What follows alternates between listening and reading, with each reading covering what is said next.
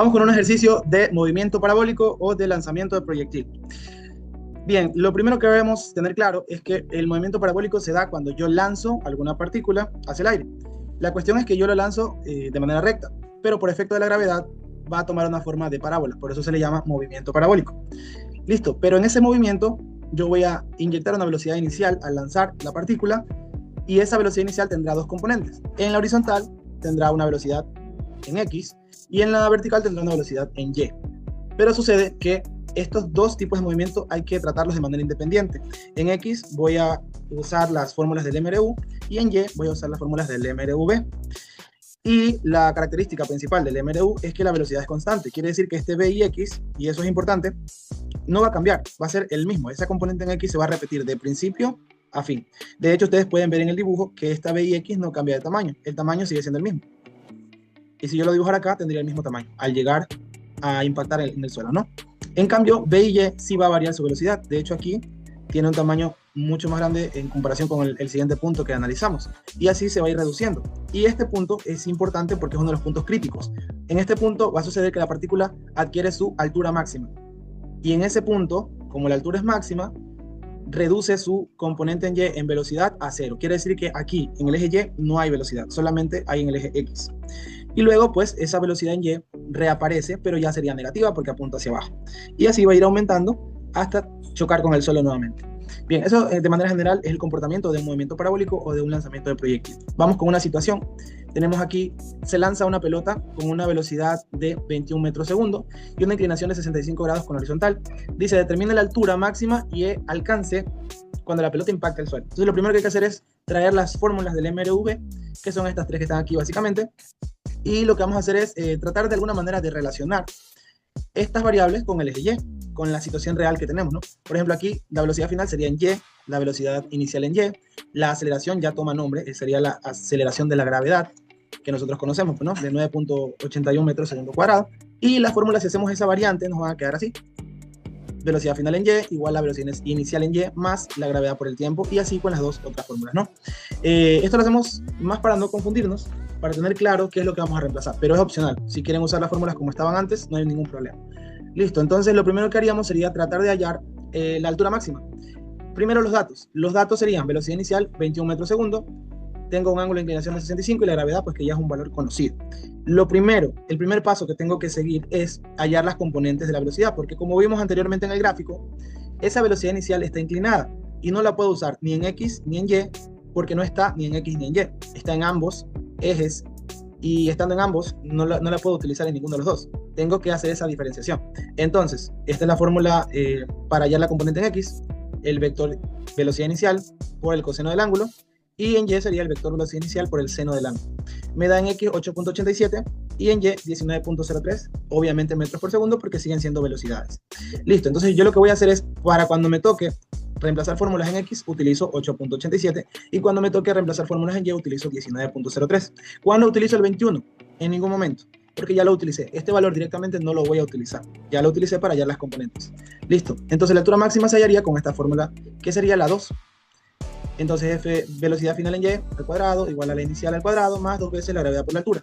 Pero aquí hay que hacer una pequeña precisión. Yo tengo aquí mi parábola, ¿no? Esa es la trayectoria. ¿Y qué va a pasar acá en el punto más alto? Como lo vimos en la gráfica anterior, en este punto la velocidad en Y es 0. Y si yo tomo en cuenta esto como punto inicial y esto como punto final, quiere decir que esta velocidad final sería la del punto más alto, que es el que estoy tratando de relacionar en la fórmula. Entonces, si aquí la velocidad es 0 y yo estoy tomando en cuenta este intervalo, esta porción de la gráfica, quiere decir que esta velocidad final en Y va a ser 0. Obviamente 0 al cuadrado, pero 0 al cuadrado sigue siendo 0, ¿cierto? Entonces me va a quedar así, 0 igual, velocidad inicial al cuadrado, más 2 veces la gravedad por la altura. Y bueno, aquí hacemos otra precisión. La gravedad, si yo estoy diciendo que mi eje de referencia es hacia arriba positivo, y la gravedad va hacia abajo, como la gravedad va en contra de ese convenio que yo estoy siguiendo, eso quiere decir que este valor de la gravedad va a ser negativo cuando yo lo reemplace.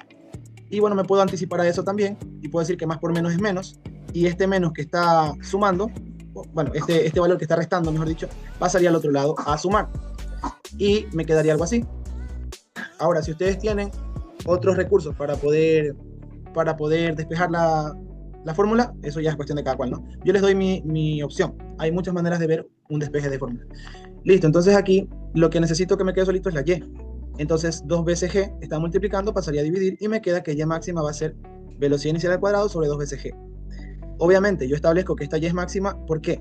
Porque yo ya dije al principio que la velocidad es 0, y el único punto en que la velocidad en y es 0 es aquí cuando y es máxima, ¿sí? Entonces si yo sigo todos esos pasos no va a haber ningún problema y yo voy a poder hallar la altura máxima, que es lo que me pide el ejercicio. Y listo, entonces si yo reemplazo ahí, lo que me va a quedar es esto, y la altura máxima me da 18.48, intenta hacerlo en casa, reemplaza los valores, debería darte lo mismo. Ya que tengo la altura máxima, lo otro que me piden es el alcance horizontal cuando la pelota impacta el suelo. Quiere decir, la pelota subió y volvió a bajar. Esa distancia horizontal, voy a colocar otra vez la gráfica para que se vea más claro. Esa distancia horizontal sería la de aquí. Esta distancia. Desde aquí hasta acá. ¿Sí? Perdón si me voy un poco chueco, pero al menos se entiende, ¿no? La distancia horizontal sería desde aquí hasta acá, hasta el punto en donde impacta el suelo. Y bueno, como estoy en horizontal, ¿qué dijimos? Que cuando yo evalúe el movimiento en horizontal, yo iba a utilizar las fórmulas del MRU. Es decir, que yo puedo simplemente utilizar la fórmula de distancia igual a velocidad por tiempo. ¿Cuál es el problema? ¿Cuál es el inconveniente? Que ese tiempo no lo conozco. Necesito hallar ese tiempo. ¿Y cómo hallo ese tiempo? Bueno, la única manera en este caso, lo único que se me ocurre es utilizar otra vez las fórmulas en Y para hallar el tiempo de vuelo. ¿Sí? Entonces yo usaría la primera fórmula, que es esta que está aquí, y voy a utilizar la misma porción de antes. Voy a evaluar simplemente el tiempo de subida de la partícula. Tengo una parábola, el tiempo de subida va a ser justamente aquí. El tiempo que la partícula tarda en ir desde el inicio hasta el punto más alto. Eso se va a llamar tiempo de subida, porque es el tiempo que la partícula tarda en subir. Y luego la otra porción se va a llamar tiempo de bajada. Pero como la parábola es simétrica, entonces yo puedo decir que el tiempo de subida es igual al tiempo de bajada.